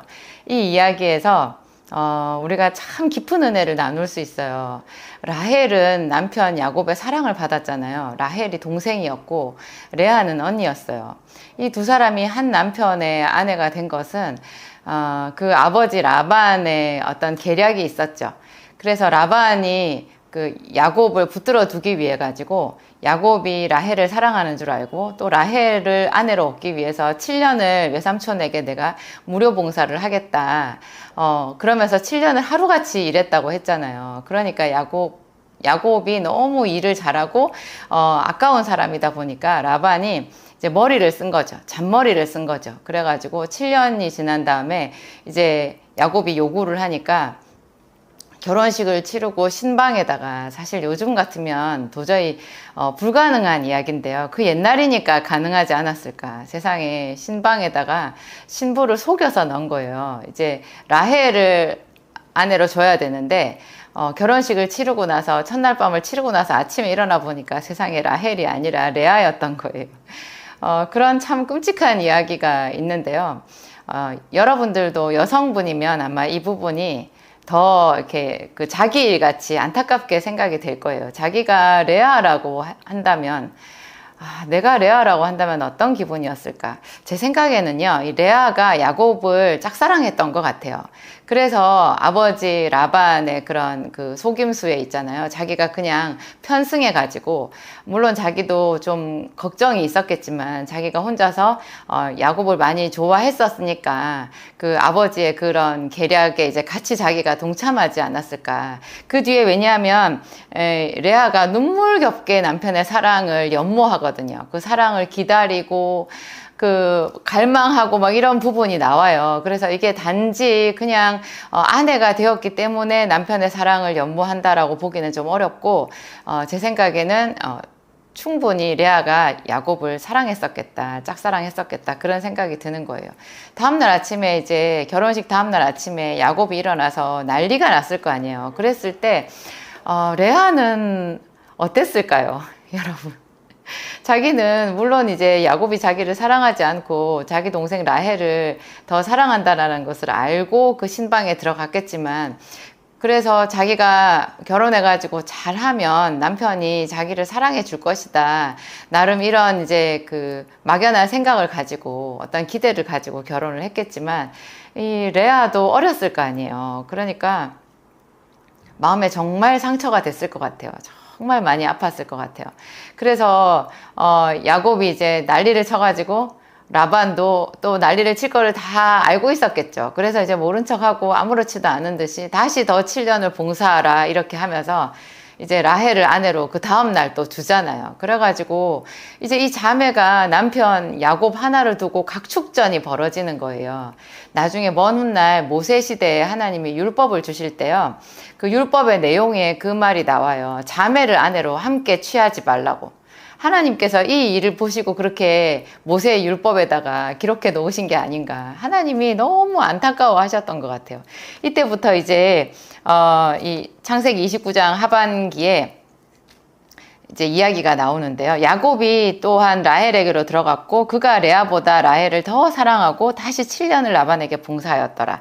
이제 이렇게 나오잖아요. 그 다음에 이제 이야기가 시작이 되는 게, 레아가 전혀 사랑을 못 받고 외롭고 힘들고 그런 것을 하나님이 보셨다라고 나와요. 여호와께서 레아에게 총이 없음을 보시고, 그러니까 레아가 남편의 사랑을 받지 못하는 것을 보셨다는 거예요, 하나님이.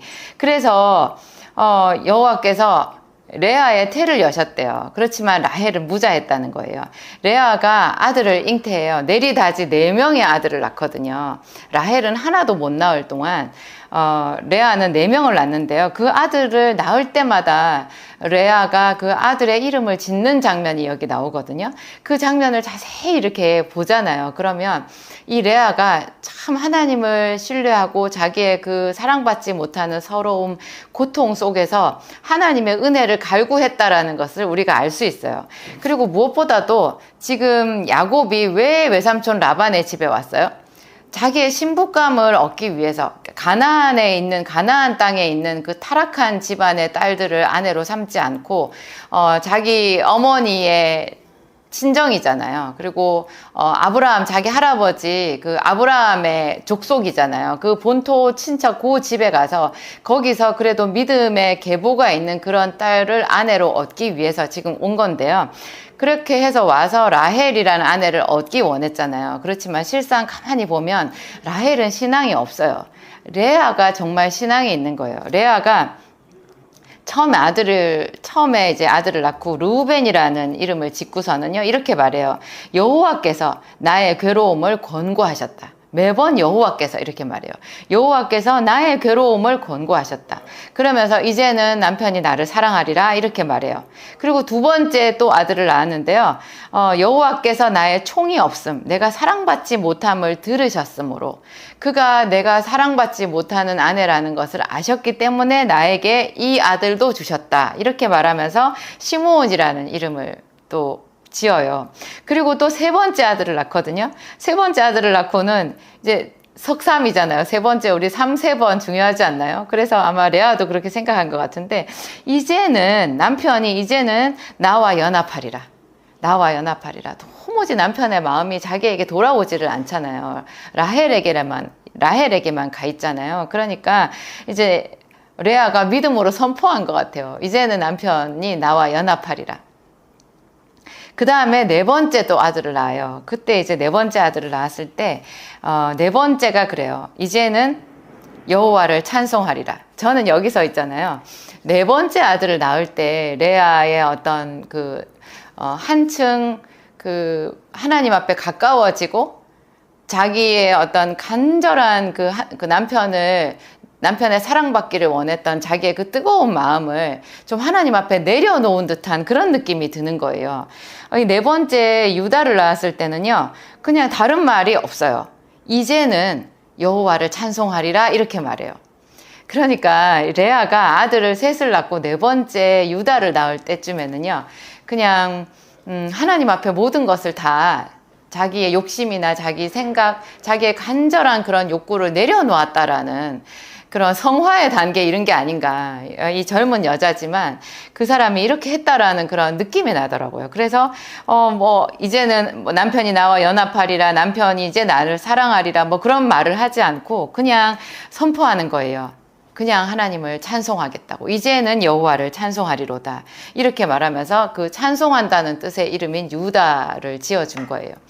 이 유다가 나중에 결국 그 이스라엘의 대표 지파가 되잖아요. 물론 라헬이 낳은 아들이 또 둘이 있죠. 나중에 이제 라헬도 하나님이 긍휼히 여기셔가지고 뒤늦게 라헬에게 요셉이라는 아들을 주시고, 그 다음에 마지막에 이제 라헬이 죽어가면서 낳은 아들을 낳다가 사실 죽은 건데, 그 아들이 베냐민이라는 아들이 있잖아요. 이제 그 중에서 요셉이, 라헬이 낳은 요셉이 나중에 이집트의 국무총리가 되었고, 그 요셉을 통해 가지고 이제 온 이스라엘이 애굽으로 내려가서 이제 국무총리의 가족으로서 거기서 이제 430년 동안 머물게 되잖아요.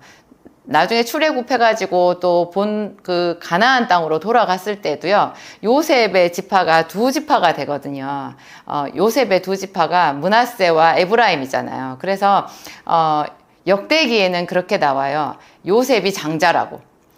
이스라엘의, 그러니까 야곱의 12아들들 중에서 요셉이 11번째 아들이었던 요셉이 사실상 장자라서 그가 두 몫을 받은 거라고 그렇게 얘기를 하거든요. 하지만 가만히 보면 야곱의 그 장자권은요, 유다에게도 또 내려간 거예요. 유다에게는 7위자의 홀이 내려갔거든요. 그러니까 예수님이 유대인의 왕 예수로 온 이 땅에 그 교회의 머리 되신 예수님으로 유다 지파의 후손으로 오시잖아요. 다윗의 후손으로. 그러니까 어떻게 보면 레아가 낳은 아들 유다가 사실상 저는 이 성경 전체를 봤을 때는 역대기의 말과는 달리 유다가 장자라는 생각이 들고요. 무엇보다 하여튼 유다가 그 신앙의 중심이잖아요. 이게 예수님이 유다 지파의 다윗의 후손으로 왔다라는 거, 이거 정말 대단한 거 아닌가요? 저는 그 위로 거슬러 올라가면 이렇게 남편에게 사랑받지 못하는 그 서러운 고통 중에서 아들을 낳을 때마다 하나님 앞에 감사하면서, 특히나 4번째 유다를 낳았을 때 그냥 모든 자기의 그 생각을, 간절한 마음을 다 내려놓고 그냥 덮어놓고 하나님을 찬양했던 그 레아의 신앙 고백으로 올라가지 않나, 그런 생각이 들어요. 이 레아는 정말 대단한 여자인 것 같고요. 야곱이 가나안 땅에서 떠나서 그 멀고 먼 길 하란까지 가서 외삼촌 라반의 집에 갔던 그 이유가 결국 야곱 자신은 몰랐지만 이 레아라는 아내를 얻기 위해서 한 모든 수고가 된다라는 그런 제 나름의 해석이 들더라고요. 여러분, 사랑받지 못한 그런 경험 있으세요? 거절당한 경험이라는 거는 모든 사람들한테 제일 끔찍하고 참 견디기 힘든 그런 고통이거든요. 근데 이 레아가 정말 자기가 평생을 사랑했고 자기의 남편이었던 그 야곱을 바라보았지만, 끝끝내 야곱은 마지막에 말할 때도 그래요. 자기 아내는 라헬이라고. 근데 또 참 신기한 거는요, 라헬은 그 에브라시라고 하는 그 베들레헴 근처 있잖아요. 그쪽 어디에서 베냐민을 낳다가 죽어서 그곳에 라헬을 묻거든요. 레아는 어디에 묻혔냐? 레아는 그 아브라함이 묻혀 있는 막벨라 굴 있잖아요. 거기에 들어갔고, 나중에 애굽에서 이제 생을 마감한 야곱이 자기의 뼈를 위해서 이제 그 자손들한테 부탁을 하잖아요. 그래서 야곱이 죽고 난 뒤에 이제 애굽에서 그 요셉이 국무총리였으니까 국장으로 장례를 치르는데요. 그 야곱의 그 시신을 메어 가지고 와서 막벨라 굴 레아의 옆에다가 이제 같이 묻는 거예요. 그래서 이런 모든 면에서 라헬과 레아의 어떤 각축전이지만 레아가 그 힘든 과정을 훨씬 더 하나님 보시기에 아름답게 자기 신앙으로 승화시켰구나. 그래서 레아가 승리한 거네. 그런 생각이 들더라고요. 우리가 사랑받지 못하는 것 같아도 더 큰 사랑을 하나님 앞에서 받을 수 있다라는 거. 우리가 하나님 앞에 그 고통을 토로했을 때 하나님이 우리의 고통을 들어주시고 우리의 손을 들어주신다라는 걸 생각하면 억울하지 않은 것 같아요. 라헬은 참 결정적으로 나중에 실수를 하는데요. 평소에도 라헬은 자기가 아이를 낳지 못하는 걸 가지고 하나님 앞에 기도할 생각을 하지 않거든요. 그리고 자기 남편 야곱에게 막 떼를 쓰잖아요. 나도 아들을 낳게 하라. 나도 아들을 낳게 하라. 그러니까 야곱이 아주 크게 화를 내요. 그렇게 사랑했던 라헬한테 내가 하나님이냐고. 그대로 성태치 못하게 하시는 이는 하나님이 아니냐. 내가 하나님이냐. 그러면서 화를 내거든요. 여러분은 어디선가 딱 연결되지 않으세요? 우리 저기 사무엘상에 가면 한나라는 여인이 나오잖아요. 그 한나라는 여인이 똑같잖아요. 남편의 사랑, 남편 엘가나의 사랑은 받는데 자식이 없었다. 이게 지금 훨씬 더 앞에 있는 이 창세기의 라헬이랑 똑같은 입장인데요. 믿음의 여인이었던 한나는 그걸 어떻게 풀었어요? 한나는 자기의 대적 브닌나랑 다투지 않았어요. 라헬은 계속 언니랑 다퉜거든요. 그런데 한나는 브닌나와 다투지 않았어요. 심지어 그거를 남편한테 말도 하지 않았어요. 남편한테 나도 자식을 낳게 하라, 나도 아들을 낳게 하라 이런 말 전혀 안 하거든요. 그래서 자기 남편이 왜 한나가 울고 먹지 않는지 영문을 잘 몰라요. 그래서 엘가나가 그대에게 내가 10아들보다 낫지 아니하냐, 왜 그대가 우느냐 이러면서 위로해주는 장면이 사무엘상에 나오거든요. 이 한나는 그런 모든 고통을 가지고 하나님 앞에 기도했잖아요. 그래서 그 대단한 사무엘이라는 아들을 낳았고 이스라엘을 구원했고, 그 한나의 이름은 지금까지도 우리에게 회자되잖아요. 믿음의 여인으로. 근데 라헬은 하여튼 전혀 그런 여인이 되지 못했고요. 그렇지만 하나님이 그냥 라헬을 불쌍히 여기셨어요. 라헬이 기도하지 않았지만 정말 자비하신 하나님, 전능하신 하나님이 야곱의 가정을 물끄러미 이렇게 들여다보신 거예요. 사랑하신 거예요. 그래가지고 라헬이 기도를 했으면 좋으련만 기도를 하지 않았죠. 그래도 하나님이 라헬을 불쌍히 여기셔서 라헬에게 2아들을 주셨잖아요. 이 라헬이 나중에 결정적인 실수를 하는데요. 야곱이 이제 이 외삼촌 라반의 집을 떠나서 자기 고향으로 가나안 땅으로 돌아가고자 할 때, 그때 이제 자기 아내들 레아와 라헬 둘이도 남편에게 막 동조하면서 자기 아버지가 오히려 나쁘다고 이렇게 말하면서 서둘러 짐을 싸서 떠나잖아요. 근데 그때 라헬이 자기 아버지의 우상인 드라빔을 훔친 거예요. 그러니까 이 라헬이 얼마나 자기의 그 고통, 자기 나름대로 자기도 고통이 있잖아요. 그런 고통에 대해서 하나님보다 우상을 사랑한 여자인가 하는 끔찍한 그녀의 실상을 우리가 여기서 볼 수 있는 거예요. 그래가지고 외삼촌 라반이 쫓아와갖고 야곱을 죽일 것 같이 쫓아와가지고 이제 나중에 기껏 하는 말이 내 드라빔을 훔쳐갔다.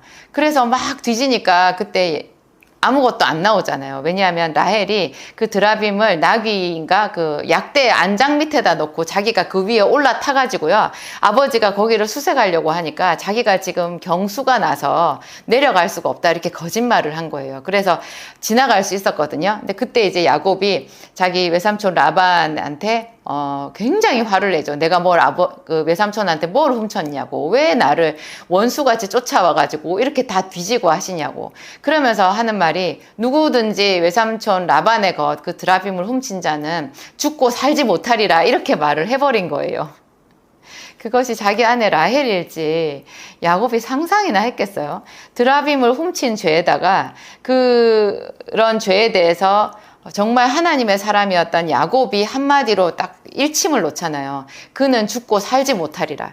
그래가지고 라헬이 나중에 그 노중에서 에브라시라고 하는 노중에서 베냐민을 낳다가 죽은 것 같아요. 그리고 그의 묘는 그 야곱과 같이 들어가지도 못하고 그 노중에서 길을 가다가 그냥 그곳에 급하게 장례를 치를 수밖에 없었던 그런 비극적인 상황이 펼쳐진 거였거든요. 참 남편에게 사랑을 받았다는 그런 좋은 토양 아래서도 라헬은 유감스럽게도 하나님께 기도할 줄을 알지 못했고, 하나님께 기도할 줄을 알지 못하니까 모든 사람이 그래요. 기도를 하지 않으면요, 자기 나름대로 그 기도해야 되는 그 열정을 어딘가 정반대 더 나쁜 데다가 쏟아붓게 되어 있어요. 하나님께 기도를 하지 않으니까 드라빔을 훔치는 그런 악한 죄를 저지르잖아요. 우리가 어떻게 살아야 되는지는 여기서 답이 나오는 것 같아요. 여러분, 수고해도 애써도 거두는 게 없고 사람들에게 거절당하고 그런 중에 있다면 또 뭐 세상이 여러분을 속이는 그런 중에 있다면 더욱 하나님을 찬양하세요. 여러분의 고통의 눈물은 하나님만이 씻어주실 수 있고요. 여러분이 결국 승리자가 될 거예요. 기도하시겠습니다. 하나님 아버지 감사합니다. 모든 인생을 벌거벗은 것 같이 다 알아보시는 아버지가 계셔서 얼마나 감사한지요. 하나님, 우리의 고통과 눈물을 주님 앞에 다 설명할 필요가 없습니다. 하나님은 이미 다 알고 계십니다. 있는 그 자리에서 사랑받지 못한 레아가 하나님의 이름을 불렀을 때 하나님은 그에게 차례 아들을 주셨고, 그때마다 레아는 하나님과의 연합, 또 남편에게 사랑받을 것을 미리 선포하기도 하고, 마지막에 유다를 낳았을 때는 그냥 조건 없이 하나님을 찬양하였습니다. 레아의 입술의 고백을 받으신 아버지 감사합니다. 오늘날 우리에게도 하나님 우리 입술의 고백을 황소보다 더 귀하게 받으시는 아버지 감사합니다. 그래도 우리가 참 이런 고백을 하기가 참으로 어렵습니다. 하나님 구하오니 성령의 기름을 부어주셔서 우리가 눈물 흘릴 때 더욱 감사로 하나님 앞에 마무리하며 찬양으로 주님 앞에 나아가며 모든 영광을 하나님 앞에 올려드리는 극한 신앙 고백을 드릴 수 있도록 도와주시옵소서. 아버지여, 우리의 신앙 고백으로 하나님께서 기뻐하실 줄 믿습니다. 주여, 우리의 골수가 윤택하게 하옵소서. 고난 중에 있는 자, 잠 못 드는 자, 눈물 흘리는 당신의 딸들, 당신의 아들들을 어루만져 주시옵소서. 하나님 하늘에서 보시고 그들과 함께하여 주시옵소서. 주의 이름은 임마누엘이십니다. 주의 이름은 우리와 함께 하시는 바로 그 임마누엘이십니다. 예수님을 사랑합니다. 우리가 아직 죄인 되었을 때 우리를 위하여 죽으신 예수님, 그 물과 피를 우리를 위하여 아낌없이 허비하신 주 예수님 감사합니다. 주의 이름을 영원토록 찬양합니다. 감사하오며 예수님의 이름으로 기도하였습니다.